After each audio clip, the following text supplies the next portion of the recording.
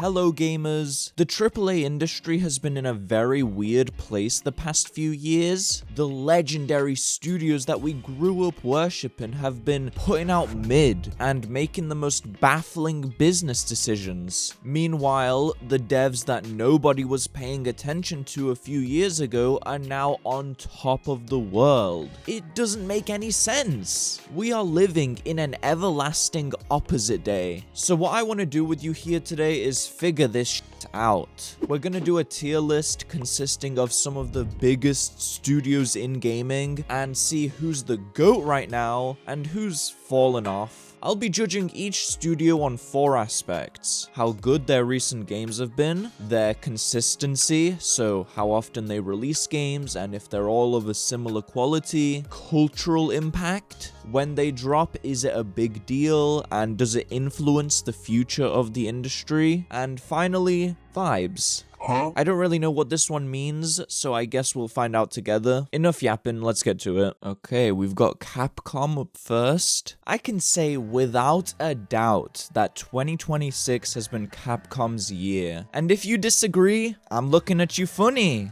Because what do you mean? Explain that, unpack that. Honestly, the last few years have been Capcom's. They've just been very quiet about it, I guess. It's not really been a topic of conversation online. But you know, they've had Monster Hunter, they've had the Resident Evil remakes. This year, they already had RE9 and Pragmata. Pragmata, for an original IP, was really good, and it just launched right into popularity. They've got Onimusha still coming this year, which is not an IP I'm very familiar with, but I am very much willing to try it out when it launches. And also, like, all their games have been made in the RE engine, which is just an amazing invention. For the purpose of creating short, linear story games, it does the job, man. So I think right off the bat, I am leaning towards somewhere in between good and amazing, I think. But with just how much they've been popping off in recent memory, it's gotta be amazing. Next up is Blizzard.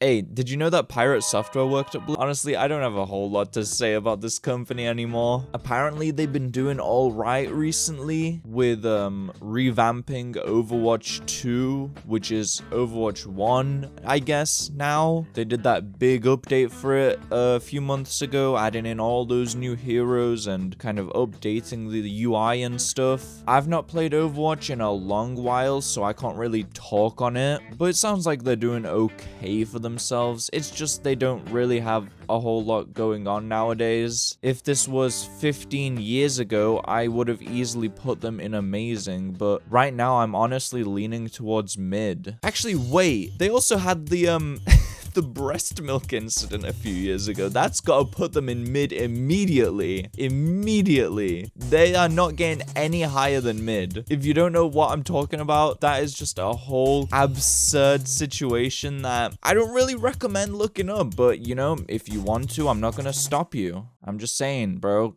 Curiosity killed the cat, murdered it, slaughtered it. Next up, we have Bethesda, which was one of my favorite developers just a few years ago, easily. But they've been quietly falling off for the past like 15 years at this point since Skyrim. I wasn't a huge fan of Fallout 4 compared to New Vegas and 3. Starfield was a game that I was really excited for. I pre-ordered it, I played it on day 1, and I was kind of in this honeymoon phase with it where I genuinely thought it was the greatest game to ever release. And then a month after beating it, I looked back and I was like, what the hell was I thinking? Starfield is so insanely mid. It was immediately outdated for its time. It had some really cool stuff. It did have some high highs, but it had a lot more low lows. The Starfield Free Lanes update sucked. It's not exactly what I expected it to be. I was hoping there might be a sort of cyberpunk redemption arc there, but it's Bethesda, what am I talking about? And it just feels like Bethesda have been living off their past success for years. Kind of like how a one-hit wonder artist lives off the revenue they get from that one song they made. That's been Bethesda.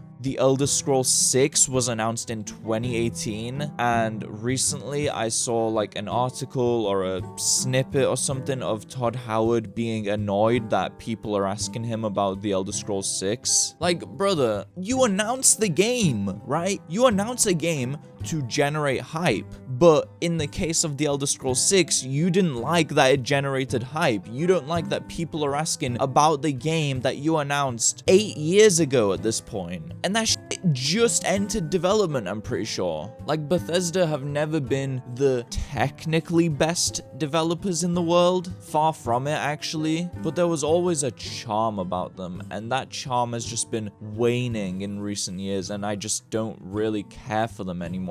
We need to stop with the Todd Howard glaze. That shit is over. Take that shit back to Reddit, and how about instead of glazing them still, we should hold them accountable. We should forget about all that nostalgia and look at the company they are now and realize they suck. I'm gonna put them in bad. They do have some amazing, spectacular games, but again, those games are from actual years ago. LARIAN Studios. This is an interesting one because this is one of those studios that 10 years ago, not many people were talking about. Like, I played Divinity 1 and 2, and I loved those games, but that was pretty much all they had going for them at the time, which is by no means a bad thing. It's just they didn't have a huge catalog to look at. But now, with Baldur's Gate 3 under their belt, that shit set a new standard for role-playing games. Like, the amount of possibilities in that game is just infinite, and it's all well written. The characters are charming, the story is interesting, the gameplay is addictive. I know some of you hate to accept that there are games that are popular for a reason. That's why a lot of you hate on Expedition 33 without having played it. But genuinely, Baldur's Gate 3 is one of the most technically spectacular games I've ever played. Plus, it had amazing support after launch for quite a while. I think it was a genuine, like, few years. The people that work at LARIAN seem so genuine and passionate about their jobs, which is great. They just have a good vibe about them. And now they've got the Divinity game that they announced, which from all I've heard and from all the speculation I've done and I've seen online, this could genuinely be another Baldur's Gate 3 level banger. And if they have 2 games of that quality in a row, they'll have to enter that GOAT conversation soon. Like, I don't care that their catalog is so small. It is just so insanely consistent and good. So I think I'm going to put them in amazing. I think I'm going to put them below Capcom purely for the sake of one having a much bigger catalog of games than the other. But I can't think of a single Capcom game that is better to me than Baldur's Gate 3, so take that as you will. RGG Studios. If you watch my channel, you know I have a bit of history with this studio. They've dominated my life for the past 2 or 3 years. And to see how bad they've fallen off in recent years, completely unwarranted by the way, is just like heartbreaking to me. Like, genuinely heartbreaking. With the Kiwami 3 retcon stuff, them wanting to rewrite the entire Yakuza universe for absolutely no reason at all. With their business practices, they've been getting greedier and greedier over the years. It's just nothing but bad shit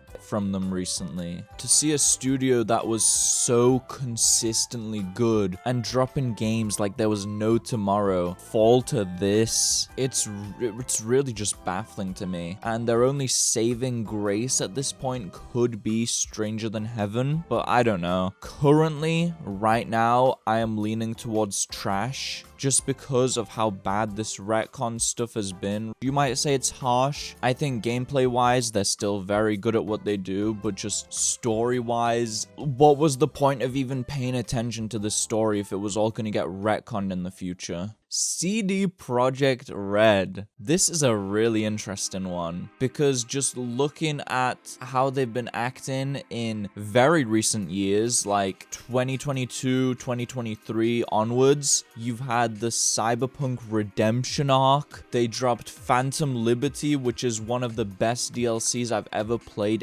ever, and they've got so much new stuff in development that it's kind of crazy. They've got an entire new Witcher trilogy in progress, and they're hoping to release that entire trilogy within just a few years, which at first, when I heard this news, I was like, what? There's like, that's impossible. But the way they're going about it is they're gonna reuse assets from like the first part of the trilogy onwards, so they're just like being as efficient as possible and getting out all these high quality AAA games in such a short span of time. And although we don't know how good The Witcher 4 is going to be yet, it could suck for all we know. I have really high hopes for them, and if they manage to pull off an entire trilogy of Witcher games in a very short amount of time, I mean, that could be huge. That could be industry shaking. And on top of that, they're still working on Cyberpunk Orion. They've got a Witcher 3 DLC rumored to be coming out, plus a Witcher 1 remake. The amount of projects they have in the works is unbelievable. The fact that they also update us on how their company is working at that moment in time. You know, every few months they post their graphs of how many employees are allocated to what game. It's just really good practice, in my opinion. The Witcher 3 and Cyberpunk 2077 are in like my top 10 games of all time, so maybe this is a bit biased. I do not care. This is my video. Go make your own tier list. I'm putting them currently in amazing above Capcom. And by the way, we have this GOAT tier, which I'm gonna decide at the very end of the video, because there can only be one GOAT right now, and I don't know who that is yet.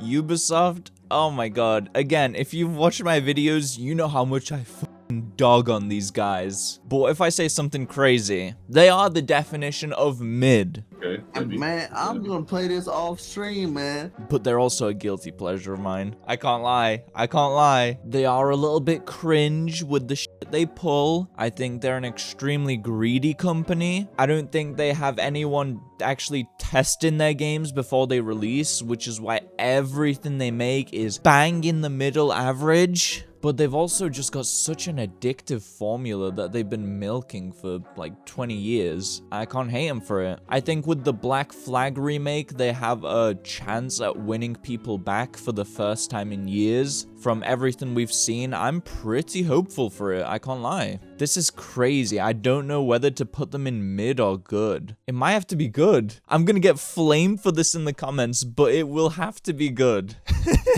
Okay, Rockstar.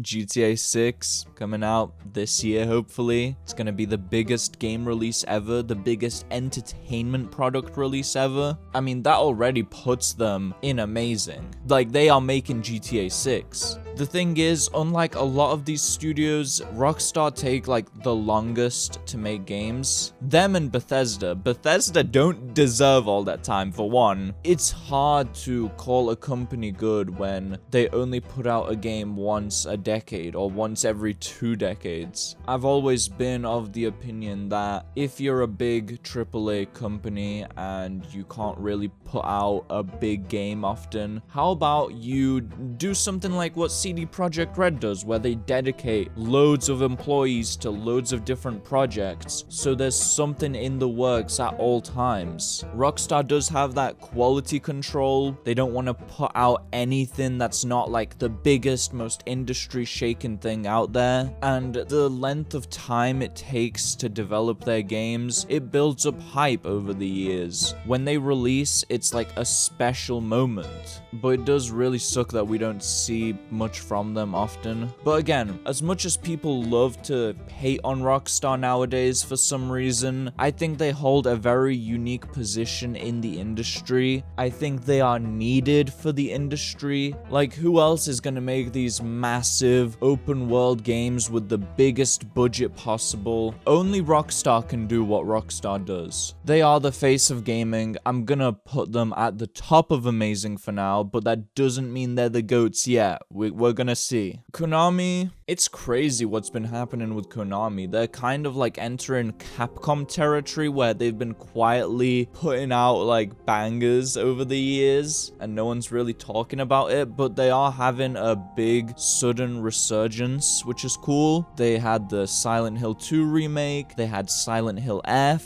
they've got the Townfall Silent Hill coming out, they remade Metal Gear Solid 3, which I played a little bit of, but I'm not a huge Metal Gear fan yet, so I didn't really get into it much. But you might have noticed when I was listing off those games that there was no original IPs in there. They are doing the Bethesda thing of thriving off the games they made 20 years ago. And I think just for that, I can't place them hugely high up, because while Silent Hill 2 Remake and Metal Gear Solid Delta are good games, Konami just had to give those games a visual overhaul. The story and the characters were already there for them. Silent Hill F, I played, I think it was great, but that's only one good original new story they've made. We'll have to wait till Townfall to see how that is, because for a long time I've been of the opinion that they're very creatively bankrupt. I'm gonna put them in good and I'm gonna put them above Ubisoft. I think they just need a little bit more time to prove themselves. And finally on this list, we have Team Ninja. They had Neo 3 this year. I played through most of it. I did get burnt out towards the end, but it was a very, very fun game. Team Ninja are the most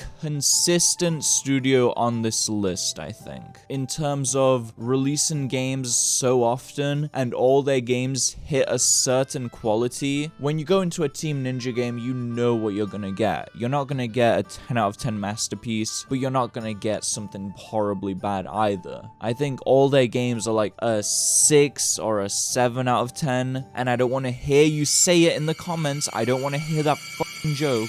They just make fun games. Team Ninja are not shaping the industry in any meaningful way, and the majority of their games are forgotten about soon after release. I guess that's just what comes along with releasing games as often as they do. But with how diverse their catalog is at this point, like, you've got to respect it. I think I'm leaning towards putting them in good between Konami and Ubisoft. Now to decide the GOAT of gaming at the moment. And by the way, obviously I haven't ranked every single developer ever. If you did enjoy this video, do leave a like and a comment to let me know that you want a follow-up, because there are so many other studios that we can rank here, like FromSoft, Naughty Dog. There's a bunch we can have a discussion about. But for now, the GOAT of this list for me is between Rockstar and CD Projekt Red. And there's a very distinct difference between the two, because Rockstar will only drop a game every 50 years, and CD Projekt Red was that way for a while. But after their like trilogy announcement, I mean, they could potentially drop a whole bunch of amazing AAA games very soon. It's been a while since either of these guys have released a full game, so it's hard for me to say. It is hard for me to say. I think GTA 6 will shake the entire